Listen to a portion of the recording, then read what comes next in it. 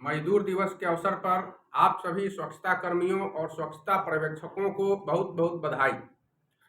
आज लगभग 2 साल बीत चुके हैं आप लोगों की नियुक्ति के। 2021 से ही 22 से प्रोसेस शुरू है। 21 में तो गाइडलाइन का प्रारंभिक दौर शुरू हो चुका था, तो 22 से लेकर और 24 तक 2 साल बहाली के हो चुके हैं। लेकिन यह आज तक बहुत सारे अनुत्तरित प्रश्न आपके समक्ष यक्ष प्रश्न बनकर खड़े हैं। एक तरफ आपका मानदेय नहीं मिल रहा है, दूसरी तरफ जिला पदाधिकारियों के द्वारा और प्रखंड विकास पदाधिकारियों के द्वारा लगातार पत्र निकालकर यह बताया जा रहा है कि यूजर चार्ज जमा न करने की स्थिति में आप लोगों का मानदेय बंद कर दिया जाएगा, और किया भी जा रहा है। तो हम बता रहे हैं आपको कि ऐसा बिल्कुल नहीं होगा और होना भी नहीं चाहिए। अगर आप लोग लड़ते हैं तो आपका मानदेय कोई बंद नहीं कर सकता है और न आपको चयन मुक्त किया जा सकता है, क्योंकि आपको ग्राम पंचायत ने नियुक्त किया है। इसलिए चयन मुक्त करने का अधिकार सिर्फ और सिर्फ ग्राम पंचायत को है, किसी अन्य पदाधिकारी को नहीं है। तो आपको मैं बता रहा हूं, देखिए किस तरह से आपके मानदेय के संबंध में खेला किया जा रहा है। आप पढ़िए, गाइडलाइन निकालिए LSBA 2। जो LSBA 2 का गाइडलाइन मैंने आपको दिया था, और नहीं है तो व्हाट्सएप ग्रुप में मैसेज कीजिए, मैं आपको डाल दूंगा, उसको पढ़िए, देखिए आप लोग, और फिर आपको पता चलेगा कि क्या क्या खेला हो रहा है आपके साथ। आइए हम देखते हैं।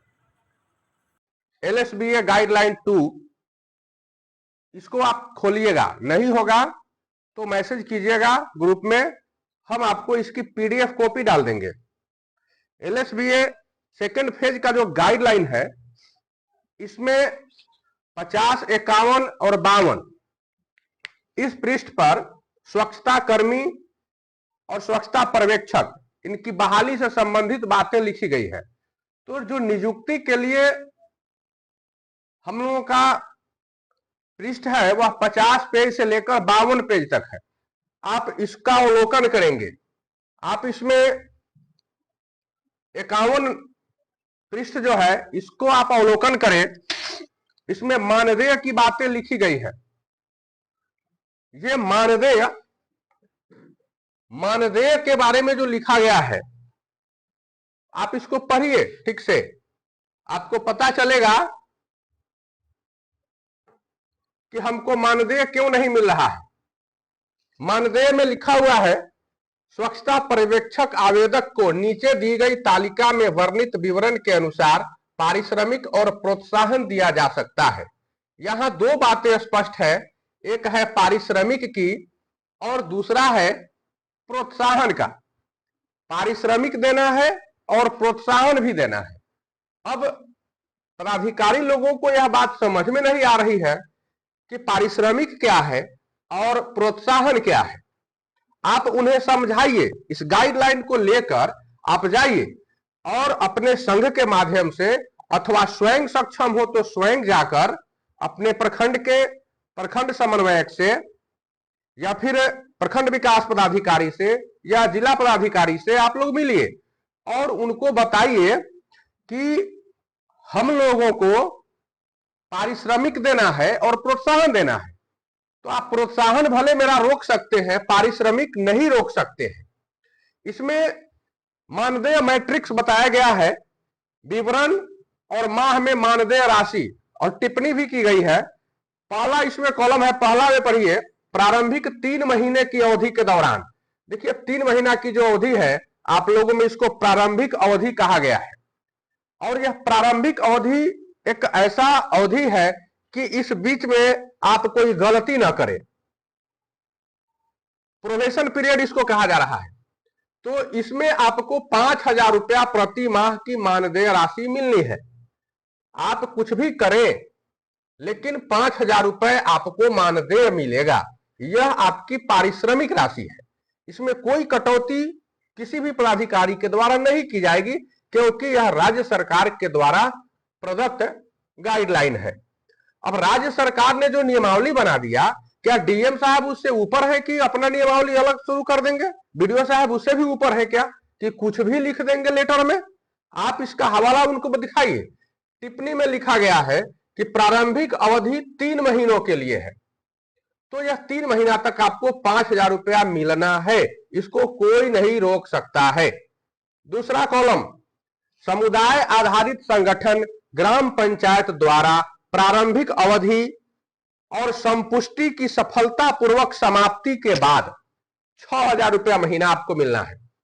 पहला जब 3 महीना खत्म हो जाएगा तो पंचायत में एक रजिस्टर होता है जिसमें आपकी बहाली की गई है, तो 3 महीना के बाद जो बैठक की जाएगी कार्यकारिणी समिति की, उसमें एक प्रस्ताव पारित किया जाएगा कि मिस्टर फलाने व्यक्ति को स्वच्छता पर्यवेक्षक के पद पर नियुक्ति की गई है, हम इनके कार्य से खुश हैं, प्रसन्न हैं और इनके कार्यकाल की संपुष्टि की जाती है।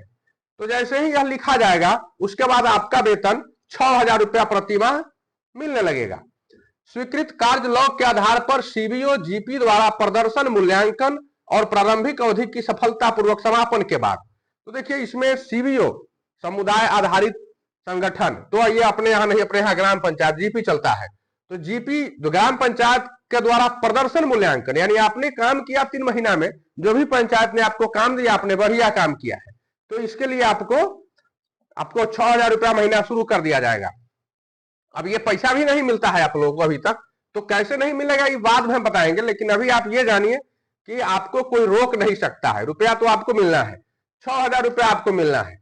अब इसमें इसी का पार्ट 2 है, आप इसमें देखिएगा कार्य आधारित अतिरिक्त मासिक प्रोत्साहन राशि, ये जो है आपको काम के आधार पर हर महीना में प्रोत्साहन राशि मिलनी है। इसमें क्या है, तो सामुदायिक गतिशीलता, सामुदायिक वार्ड ग्राम सभा का आयोजन, अगर आप हर वार्ड में जाकर ग्राम सभा का आयोजन करते हैं तो उसके लिए आपको अधिकतम अपर लिमिट यानी अधिकतम सीमा 500 रुपया तक आपको मिल सकता है। लेकिन 500 रुपया कैसे मिलेगा, तो अगर आप 10 गो बैठक करते हैं महीना में तो आपको 100 रुपया ही मिलेगा। मतलब आपको पहले 6,000 मिलता था, और अगर हर माह में 10 गो बैठक करते हैं 10 वार्ड में तो आपको 100 रुपया और मिलेगा, मतलब 6,100 रुपया मासिक मानदेय मिलेगा। अगर आप 10 से ज्यादा और 15 के बीच में बैठक करते हैं तब आपको 150 रुपया महीना बढ़ जाएगा, मतलब आपको 6150 रुपया महीना मिलेगा।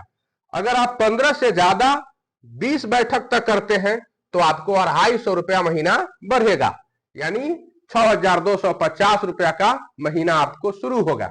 लेकिन यदि एक महीने में आप 10 से कम बैठक करते हैं तो पर्यवेक्षक को कोई अतिरिक्त भुगतान नहीं किया जाएगा, यानी 6,000 का 6,000 ही मिलेगा, 10 से कम बैठक कीजिएगा 6,000 मिलेगा। मासिक कार्य लॉग के साथ आयोजित बैठकों के विधिवत चिंतन पद्धति की आवश्यकता है, और उस परिस्थिति में इस बात की आवश्यकता है कि आखिर 10 से कम बैठकें क्यों हो रही है, तब आप काम नहीं कर पा रहे हैं। इसलिए बैठक तो करना है, वार्ड में जाकर लोगों को बैठाना है और उनके बीच रहकर समुदाय के साथ स्वच्छता के बारे में बतानी है बातें। उसके बाद है ओडीएफ स्थिरता। ओडीएफ स्थिरता का मतलब यह है कि आपके ग्राम पंचायत में जो शौचालय बन चुके हैं और लोगों के द्वारा यह बताया जा चुका है कि हम बाहर में शौच नहीं करते हैं, खुला में शौच नहीं करते हैं, आप ओडीएफ की ओर हैं, तो ओडीएफ में है, इसलिए पर्यवेक्षक को चिन्हित ग्राम पंचायत में 100% शौचालय का उपयोग सुनिश्चित करना चाहिए। या तो पंचायत के द्वारा ही लिखकर भेज दिया गया है कि हम ओडीएफ में हो चुके हैं, तो जब ओडीएफ में आप शामिल हो चुके हैं तो ये 250 रुपया प्रति माह है आपको और जुटेगा आपके मासिक मानदेय में, और ये बढ़ाकर मिलेगा। उसके बाद है शून्य अपशिष्ट। ग्राम पंचायत साफ सुथरा दिखना चाहिए। ग्राम पंचायत साफ सुथरा दिखेगा, आप सब जगह से कचरा का कलेक्शन करवाते हैं और उसको डब्बा में रखते हैं, ले जाकर आप अपने ठोस एवं तरल अपशिष्ट प्रबंधन की इकाई जो है ग्राम पंचायत में, आप वहां पर उसको डालवाते हैं, तो इसके लिए आपको 250 रुपया और बढ़ेगा। पर्यवेक्षक को हाउस होल्ड संस्थान में अलगाव सुनिश्चित करना चाहिए। हाउस होल्ड यानी प्रत्येक घर में अथवा संस्थान में अलगाव सुनिश्चित करना चाहिए। अलगाव का मतलब यह होता है कि घर में आपको ठोस और तरल दो प्रकार के कचरे मिलेंगे। तो ठोस को अलग रखना है, तरल को अलग रखना है। अब आप दोनों को अलग अलग करके रखिएगा तो आपको 250 रुपया ये बढ़कर मिलेगा। कुल मिलाकर ये 7,000 रुपया होता है। इतना काम कीजिएगा तो आपको 7,000 मासिक मानदेय मिलेगा। अब अंतिम हम देखते हैं 4 नंबर पॉइंट है कि उपयोगकर्ता शुल्क संग्रह, यूजर चार्ज की बात आ गई है। पढ़िए आप, असली पॉइंट आपका यहां है यूजर चार्ज। अगर आप कलेक्शन कर रहे हैं तो सभी घरों से 50% उपयोगकर्ता शुल्क संग्रह सुनिश्चित करें और उनके रिकॉर्ड बनाए रखें। आप रजिस्टर में उसको लिखते जाइएगा, उनका रसीद काटिएगा। मान लेते हैं कि आपके पंचायत में 3,000 परिवार है। जब 3,000 परिवार है तो कम से कम 50% मतलब 1,500 परिवार आपको अगर देते हैं ये यूजर चार्ज, तब आपको ये 500 रुपया और बढ़ेगा। अगर नहीं देते हैं यूजर चार्ज तो ये 500 रुपया आपको नहीं मिलेगा, मतलब 7,000 रुपया तक मासिक आपको मिलेगा। इसको कोई नहीं रोक सकता है, राज्य सरकार की नियमावली है और नियमावली एक आदेश होता है, इसमें संशोधन नहीं किया जा सकता है। अब सवाल है कि राज्य सरकार ने अभी तक तो इसमें कोई संशोधन नहीं किया। जब संशोधन ही नहीं किया तो ये डीएम साहब, बीडीओ साहब कौन होते हैं नियमावली में सुधार करके नई नई चिट्ठियां निकालने वाले? इनके खिलाफ ही आप कंप्लेन कीजिए। आप चले जाइए अपने विभाग में और वहां पर अपर सचिव होते हैं, प्रधान सचिव होते हैं, मुख्य सचिव होते हैं। आप उनके पास कंप्लेन कीजिए कि जब ये नियमावली में लिखी गई है तो फिर हमको पैसा क्यों नहीं मिल रहा है, हमको क्यों काटा जा रहा है, क्यों हमारे मानदेय पर रोक लगाई जा रही है।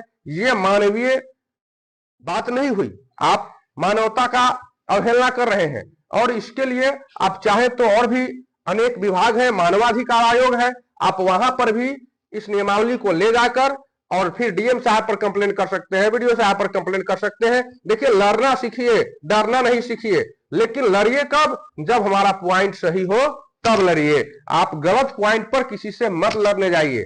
पॉइंट वाइज आप पहले विश्लेषण कर लीजिए, खुद समझ लीजिए कि हम गलत नहीं है, और फिर आप जोर शोर से लड़िए, किसी भी पदाधिकारी से लड़िए। डरिए मत, जेल जाना पड़ेगा तो जाइएगा, लेकिन डरिएगा नहीं, क्योंकि ये आपका अधिकार है। तो आप आइए, इसको पढ़िए, पृष्ठ संख्या 51 का अवलोकन कीजिए, अच्छे ढंग से कीजिए, और फिर जाकर बड़े पदाधिकारियों को समझाइए कि इसमें यूजर चार्ज कहीं से कोई बाधा उत्पन्न नहीं करता है। सर, हम यूजर चार्ज नहीं देंगे तो ये आप 500 रुपया हमको नहीं दीजिएगा, बात खत्म है। लेकिन 7,000 तक का काम हम कर रहे हैं तो कीजिएगा। 6,000 तक तो आपको निश्चित मिलना है, ये 1,000 तो काम कीजिएगा, उसके आधार पर बढ़ना है। तो आप इस बात को याद रखिए और फिर लड़ना सीखिए।